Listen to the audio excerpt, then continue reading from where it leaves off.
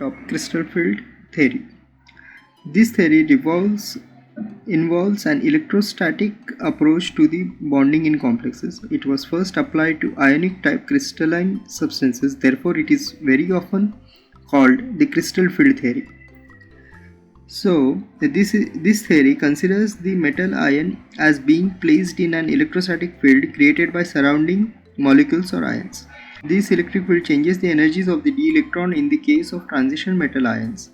Many of the properties and complexes are related to these energy changes. This theory considers bonding in complexes to be entirely electrostatic. Though it was postulated in 1929, it took 20 years to get proven. So in 1950 it was applied in the solid state physics. So we'll just see what are its assumptions. Transition metal in center surrounded by ligands with lone pair of electrons. So this theory considers a complex as a combination of central ion surrounded by other ions or molecules with electric dipoles called ligands. It regards these ligands as point charges or as point dipoles. The bonding between the metal cation and ligands arises due to electrostatic attraction between the nucleus of the metal cation and partial negative charge invariably present in the ligands. Thus, the bond between metal and the ligand is purely ionic. The interaction between the electrons of the cation and those of ligands is entirely repulsive. The repulsive forces are responsible for the splitting of the d orbitals of the metal cation, and the splitting distance is known as 10 dq or delta. This is used for these are used in the applications which we'll be studying in the following topic.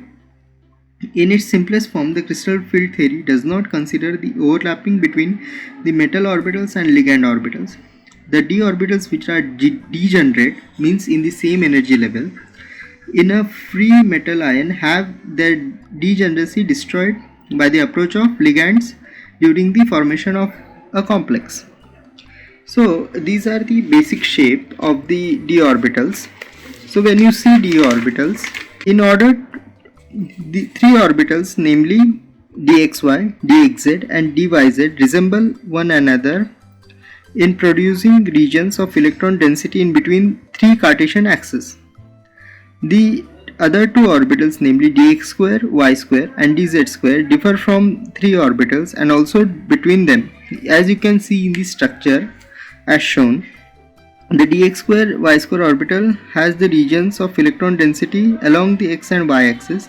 The dz square orbital has most of its electron density along the z axis with an annulus in the xy plate, which is the circular region, and other three orbitals have their electron density in the same axis, like dxy has in dx axis, dyz has in the y axis and dz has in the z axis. So we'll just take an example, like we'll start with the splitting of the orbitals in the various geometries. So when there are 6 ligands present, the ligands come from every direction. So as you can see in the free ion, when no ligands is there, every orbital is in the same energy level. As the electrons approach, the splitting occurs. The point to be noted here is that free ion has the CFSE, or the energy in it is 0. So when the ligand comes in, the dx square y square, the dz square has actually faces more repulsion, and this more repulsion is balanced out by pushing down the T2G orbital towards downwards. So the net energy comes to be 0. So this is just an example, and fluoride being a weak field ligand, you will be getting to know which ligand is strong field and which ligand is weak field in this spectrochemical series. So this is the splitting. The splitting is very small, and as you can see, fluorine is approaching from every angle.